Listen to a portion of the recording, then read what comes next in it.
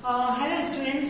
Last class में हमने देखा था कि है ना, हम लोगों ने ये देखा था कि किस प्रकार से है ना भारतीय वैज्ञानिक जो है उन्हें बहुत पहले से ही पता था कि है ना भारत में विज्ञान जो है बहुत पहले से ही शुरू हो चुका था। ठीक है, तो इसमें जो है अब हम देखेंगे कि है ना कौन कौन से भारतीय साइंटिस्ट हैं, भारतीय वैज्ञानिक क्या है, उनकी उपलब्धियां क्या रही है इस समय में, कि उन्होंने अपनी उपलब्धियों से किस प्रकार से भारत को एक विश्व गुरु बनाने में और ज्यादा योगदान दिया है।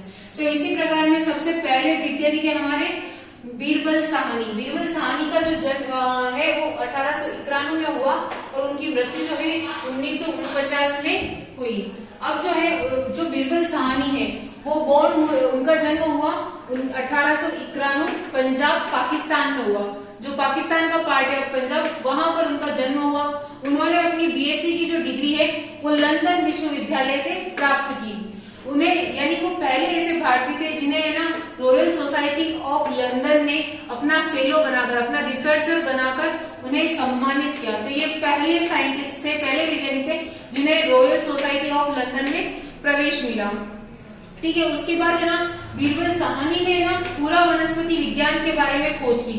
अब पूरा वनस्पति विज्ञान में क्या होता है, ऐसी वनस्पतियों का अध्ययन करना जो बहुत प्राचीन समय में उपस्थित थी, उन्हें पूरा वनस्पति विज्ञान कहते हैं। तो भारत में पहले इसके बारे में कोई जानता नहीं था, तो वो पहले साइंटिस्ट थे जिन्होंने इस प्रकार की किसी भी वनस्पति विज्ञान की शाखा के बारे में भारतीयों को अवगत करवाया। तो पूरा वनस्पति विज्ञान के बारे में उन्होंने बताया, खोज की। उन्होंने एक नए समूह जीवाश्म पादपों की खोज की। अब जब वो पूरा वनस्पति विज्ञान के बारे में खोज कर रहे थे तो उन्होंने जो है ना जीवाश्म यानी कि फॉसिल्स जो है, ऐसे पादप जो कि है ना बहुत समय पहले उपस्थित थे पृथ्वी पर, लेकिन कुछ परिघटनाओं के कारण जो है वो मिट्टी में दब गए और जीवाश्म में परिवर्तित हो गए। तो उन पादप समूहों की खोज की। उन्होंने पहली बार जीवित वनस्पति पर अनुसंधान किया, यानी कि अभी तक वो पूरा वनस्पति विज्ञान पर ही थे। उन्होंने पहली बार जो है ना जीवित वनस्पति, जो वनस्पति जीवित है उनके ऊपर भी उन्होंने अनुसंधान किया। इसके बाद उन्होंने जो है अनेक प्रकार के भारतीय वनस्पति अवशेष पर अनुसंधान किया। जो ऐसी वनस्पतियां जो भारत में सिर्फ अवशेष के रूप में मौजूद थी, उनके ऊपर भी अनुसंधान किया और उनके बारे में जो पूरा विस्तृत वर्णन है उन्होंने बहुत सारी जो मैगजीन्स है, न्यूज़पेपर्स है या बुक है, उनके अंदर उन्होंने पब्लिश किया। लेकिन जो मेन बुक थी उनकी वो थी फिलोसॉफिकल ट्रांजैक्शन नामक जो है किताब में प्रकाशित किया, ये मैन थी। उसके अलावा बहुत अलग अलग मैगजीन्स में भी उन्होंने अपने लेख जो है प्रकाशित किए। उसके बाद उन्होंने पैलियोबोटनिकल इंस्टीट्यूट यानी द बीरबल साहनी पैलियोबोटनी इंस्टीट्यूट की स्थापना की, जहां पर पैलियोबोटनी जो है जो एक साइंस की ब्रांच है जिसके बारे में बताया गया। अगले हमारे जो वैज्ञानिक है वो है मेघनाथ साहा।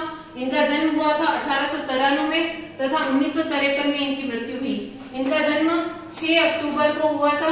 6 अक्टूबर को कहां पर, पूर्वी बंगाल जो कि अब बांग्लादेश का भाग है में हुआ था। उन्हें बंगाल विभाजन यानी कि इन्होंने शुरू से ही जो है इनके अंदर देश प्रेम की जो भावना है वो बहुत फूट फूट कर भरी हुई थी। तो जब बंगाल विभाजन हो रहा था तो वो बंगाल विभाजन के खिलाफ थे। तो बंगाल विभाजन के खिलाफ उन्होंने उस हड़ताल में उन्होंने अपना योगदान भी दिया और बंगाल विभाजन के लिए हड़ताल में बैठ गए। इसके लिए उन्हें बहुत बड़ा खामियाजा भुगतना पड़ा। खामियाजा ये था कि उन्हें जो स्कॉलरशिप दी जा रही थी, छात्रवृत्ति दी जा रही थी, वो उनसे ले ली गई। तो इसकी वजह से क्या हुआ कि उन्हें एक प्राइवेट स्कूल के अंदर एडमिशन लेना पड़ा। अब आगे क्या हुआ, उन्होंने फिर अपनी एमएससी की डिग्री, अगर वो है ना ये नहीं करते तो हो सकता था वो भी है ना फॉरेन जाते, विदेश में जाकर पढ़ाई करते, लेकिन फिर उन्हें अपनी एमएससी की डिग्री जो है कलकत्ता विश्वविद्यालय से ही प्राप्त की।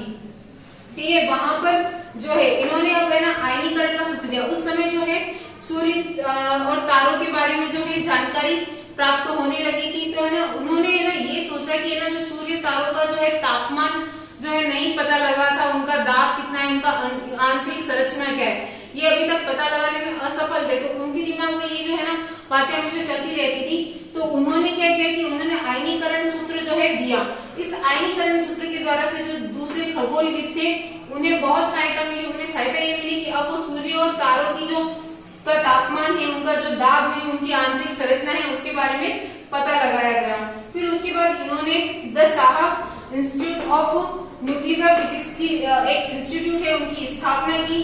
फिर इन्होंने भारत को एक साइक्लोट्रॉन भी दिया। साथ ही में इन्होंने सबसे बड़ी बात कि उस समय भारत में जो है बाढ़ वगैरह बहुत आती थी, उन उन बाढ़ वगैरह को देखकर इनके दिमाग में एक आइडिया आया, एक उपाय आया और इन्होंने नदी घाटी परियोजना का सिद्धांत दिया। जो सुझाव है नदी घाटी परियोजना, वो सुझाव इन्हीं की देन है, मेघनाथ साहा की। और इसी के आधार पर सबसे पहले जो है भाखड़ा नांगल बांध का और हीराकुंड बांध का निर्माण किया गया।